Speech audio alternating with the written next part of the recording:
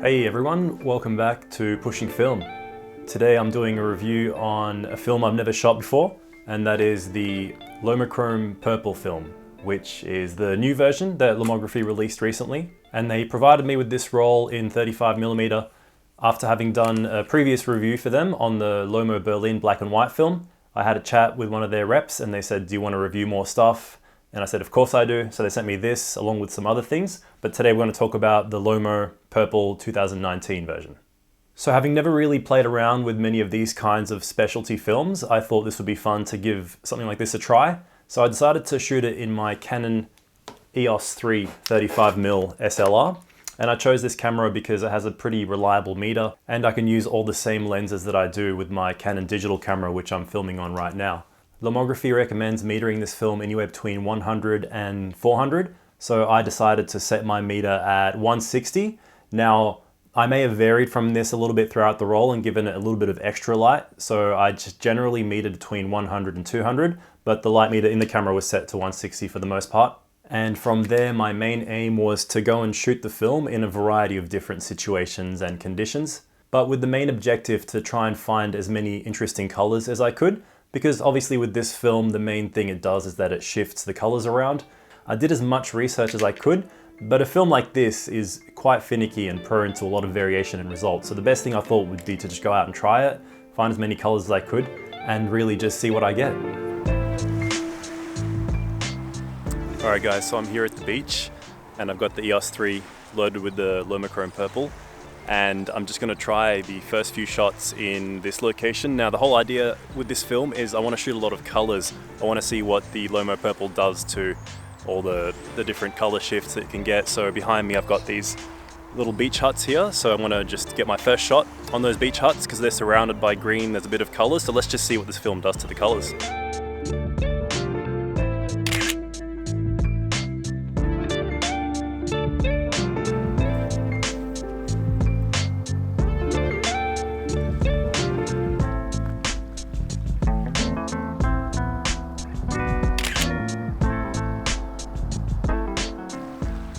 So one of the other great things I like about using cameras like the EOS 3 is I can share all the same lenses as I do with my digital Canon. So I can use lenses like the 7200. I'm gonna try and get a shot of that distant seascape down there, a couple of ships passing.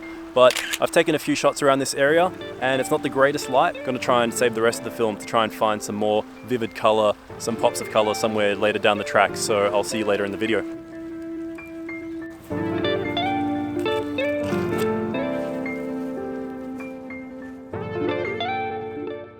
So I noticed out the front these lavender plants are blooming, which is great because you've got green and purple. So it should be interesting to see what happens. We can include both those colors, flip them around, and I've got the Canon EOS 3 set up over there with the 100mm Canon f2.8 macro lens with the cheap little reflector on the front.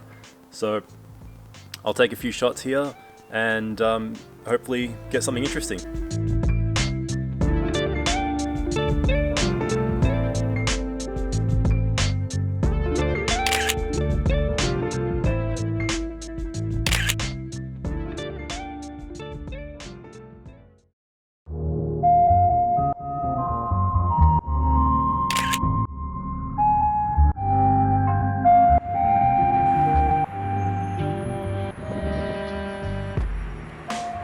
Sorry about the wind noise and the cars, but I'm near the highway, cars are driving past. I'm trying to do some long exposures on the Lomo Purple, and there's this kebab shop just behind me over there. So because it's the only vantage point I could find so far, I'll see if I can find more afterwards. I'm gonna use the 7200. Got the tripod collar mounted. I'm gonna put the tripod on, get a vantage point and try and get that little isolated shot of the kebab shop over there and see what else I can get out here on the highway at night. I was hoping for a bit of rain to get reflections on the ground, but it hasn't happened, so let's see how we go.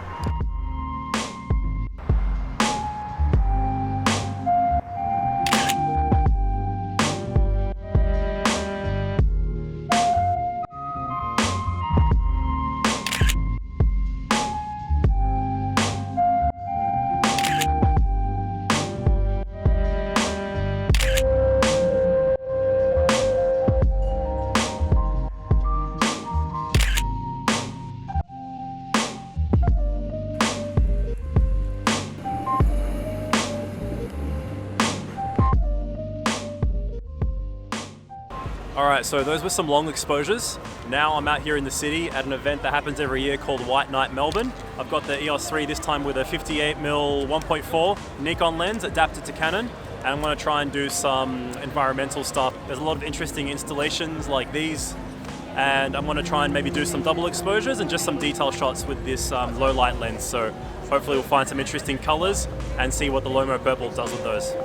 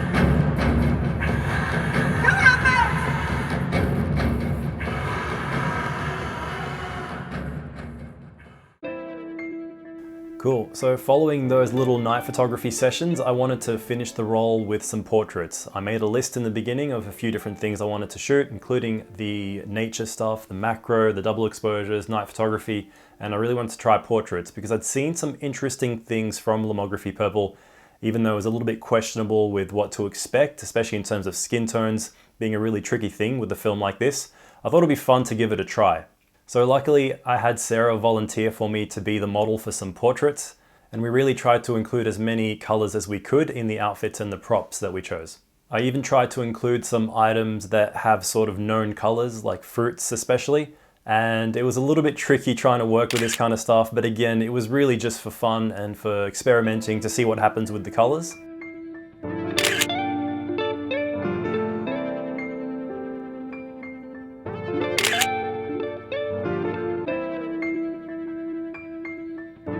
Every now and then during this portrait session, I also took some shots on Lomography's color negative 800 film.